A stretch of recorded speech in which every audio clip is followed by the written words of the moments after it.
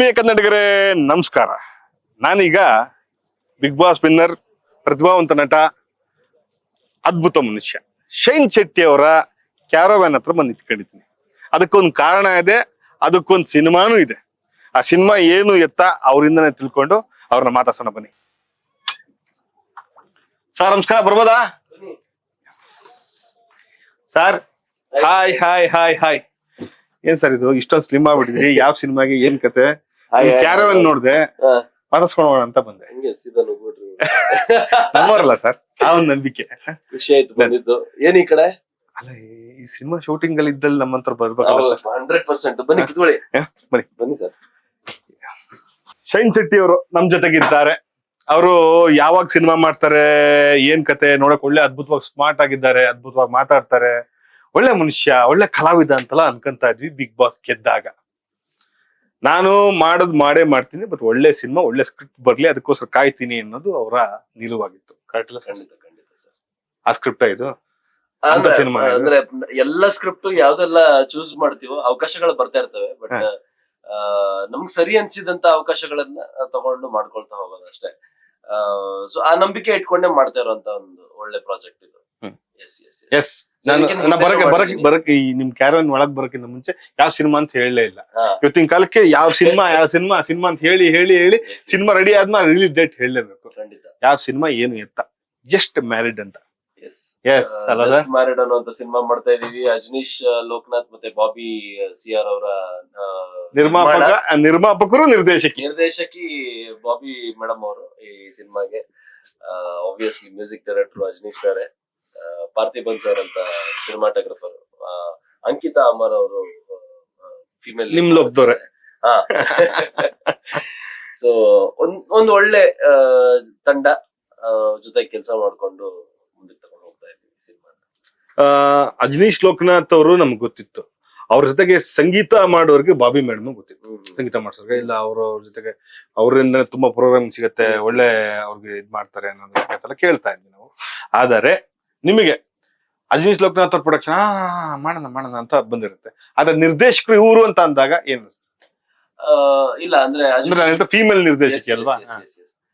ಅಜನೀಶ್ ಲೋಕನಾಥ್ ಅವ್ರ ಪ್ರೊಡಕ್ಷನ್ ಅಂತ ಹೇಳದ್ಮೇಲೆ, and Ajaneesh sir ಮತ್ತೆ ಬಾಬಿ ಮೇಡಮ್ ಬಹಳ ವರ್ಷಗಳಿಂದ ಅವರು ಒಂದು ಪಾರ್ಟ್ನರ್ಶಿಪ್ ಅಲ್ಲಿ ಮ್ಯೂಸಿಕ್ ನ ಮಾಡ್ಕೊಂಡು ಬರ್ತಾ ಇದಾರೆ. ಅದ್ರ ಜೊತೆಗೆ ಒಂದು ಫಸ್ಟ್ ಟೈಮ್ ಒಂದು ಚಿತ್ರತಂಡನ ಕಟ್ಟಿದ್ದಾರೆ, ಒಂದು ನಿರ್ಮಾಣ ಮಾಡುವಂತ ಸಂಸ್ಥೆನ ಶುರು ಮಾಡಿದ್ದಾರೆ. ಸೊ ಆಬ್ವಿಯಸ್ಲಿ ಇಷ್ಟು ವರ್ಷಗಳ ಅನುಭವ ಚಿತ್ರರಂಗದಲ್ಲಿ ಅವ್ರಿಗೆ ಏನಿದೆ ಅದನ್ನ ಇಟ್ಕೊಂಡು ಇವತ್ತಿಗೆ ಸಿನಿಮಾ ಮಾಡ್ಬೇಕು ಅಂತ ಹೊರಟಾಗ ಖಂಡಿತವಾಗ್ಲೂ ಅವರ ಹೆಗಲ ಮೇಲೂ ಕೂಡ ಒಂದು ದೊಡ್ಡ ಜವಾಬ್ದಾರಿ ಇರುತ್ತೆ. ಅದ್ರ ಜೊತೆಗೆ ಅವ್ರು ತಗೊಳ್ಳುವಂತ ನಿರ್ಧಾರ ಕೂಡ ತುಂಬಾ ತೂಕವಾಗಿರುತ್ತೆ ಅನ್ನೋಂತ ಒಂದು ನಂಬಿಕೆ ಇತ್ತು.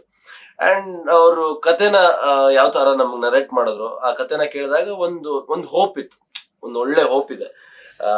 ಖಂಡಿತವಾಗ್ಲೂ ಅಷ್ಟು ಇದ್ದ ಮೇಲೆ ಖಂಡಿತವಾಗ್ಲೂ ಒಂದು ನಿರ್ದೇಶಕರನ್ನ ನಂಬುವಂತ ಎಲ್ಲಾ ಕ್ವಾಲಿಟೀಸು ನಮ್ಗಲ್ಲಿ ಕಾಣಿಸುತ್ತೆ. ಸೊ ಒಂದ್ಸಲ ನಂಬದ್ಮೇಲೆ ನಂಬಿಡ್ಬೇಕು ಸಿನಿಮಾ ಆಗೋ ತನಕ. ಸೊ ಆ ಒಂದು ನಂಬಿಕೆಯಲ್ಲಿ, ಆ ಒಂದು ಜೋಶ್ ಅಲ್ಲಿ ಮಾಡ್ಕೊಂಡು ಹೋಗ್ತಾ ಇದೀವಿ ಇವಾಗ. ಯಾವುದೇ ಸಿನಿಮಾ ಸೆಟ್ಟಿಗೆ ಬಂದಾಗ ಅದ್ರ ಅದ್ದೂರಿತನ, ಒಳ್ಳೆ ಸಿನಿಮಾಗಳು ಚೆನ್ನಾಗ್ ಆಗ್ತಾ ಇದೆ, ಎಷ್ಟು ಕಲಾವಿದರು ನೋಡಿದ್ರು, ಹೆಂಗಿದೆ, ಖರ್ಚು ಮಾಡಿ ಚೆನ್ನಾಗಿ ಮಾಡ್ತವ್ರೆ, ಇವತ್ತಿನ ಕಾಲಕ್ಕೆ ಅದ್ದೂರಿ ಸಿನಿಮಾಗಳು ಬರ್ಬೇಕು, ಅದ್ರ ಜೊತೆಗೆ ಅದ್ಭುತವಾದ ಕಥೆಗಳು ಇರ್ಬೇಕು ಅನ್ನೋದು ನಮ್ಮ ಒಂದು ಬೇಡಿಕೆ ಅಥವಾ ನೋಡುಗರ ಬೇಡಿಕೆ, ಒಂದು ನಿರೀಕ್ಷೆ. ಅದ್ರ ತಕ್ಕಂಗೆ ನಡೀತಾ ಇದೆ ಇಷ್ಟು ದೊಡ್ಡ ಅದ್ದೂರಿತನ. ಮತ್ತು ಅವರು ನೀವು ಕತೆ ಹೇಳ್ತಕ್ಕಂಗೆ ಅವ್ರು ಎಕ್ಸಿಕ್ಯೂಷನ್ ಮಾಡ್ತಾರ ರೀತಿ ನಿಮ್ಗೆ ಯಾವ ತರ ಅನುಭವ ಕೊಡ್ತಿದೆ ಸರ್? ಇಲ್ಲ, ನಿಜವಾಗ್ಲೂ ಖುಷಿ ಆಗ್ತಾ ಇದೆ. ಯಾಕಂತ ಹೇಳಿದ್ರೆ ಎಲ್ಲಾ ತರ ಒಂದು ಕಂಟೆಂಟ್ ಸಿನಿಮಾ ಮಾಡ್ತಿದ್ದಾರೆ, ಬ್ರಿಡ್ಜ್ ಸಿನಿಮಾಗಳನ್ನ ಮಾಡ್ತಿದ್ದಾರೆ, ಬಟ್ ಎಲ್ಲಾದ್ರ ನಡುವೆ ಒಂದಿಷ್ಟು ಕಮರ್ಷಿಯಲ್ ಸಿನಿಮಾಗಳು ತುಂಬಾ ಇಂಪಾರ್ಟೆಂಟ್. ಅದರಲ್ಲಿ ಮ್ಯಾರೇಜ್ ಅಂದ್ರೆ ಒಂದು ಅದ್ದೂರಿ, ಅದೊಂದು ಖರ್ಚು. ಎಕ್ಸಾಕ್ಟ್ಲಿ. ಸೊ ಮದುವೆ ಮಾಡೋದೇ ಒಂದು ಖರ್ಚು, ಅಂಡ್ ಮದುವೆ ಬಗ್ಗೆ ಸಿನಿಮಾ ಮಾಡೋದಂದ್ರೆ ಅದು ಇನ್ನೊಂದ್ ತರದ ಖರ್ಚು.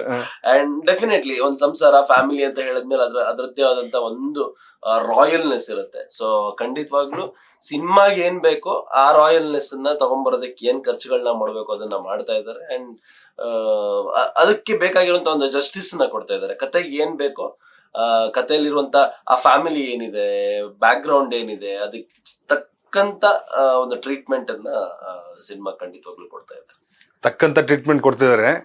ನೀವು ನಿಮ್ಮ ರೀತಿ, ನಿಮ್ಮ ತೂಕ ಎಲ್ಲ ನೋಡಿದ್ರೆ ಇದೇನ್ ಗುರು ತಕ್ಕಂಗೆ ರೆಡಿ ಆಗ್ತಿದ್ದಾರೆ ಅಂತ ಅನ್ಸ್ತಿದೆ.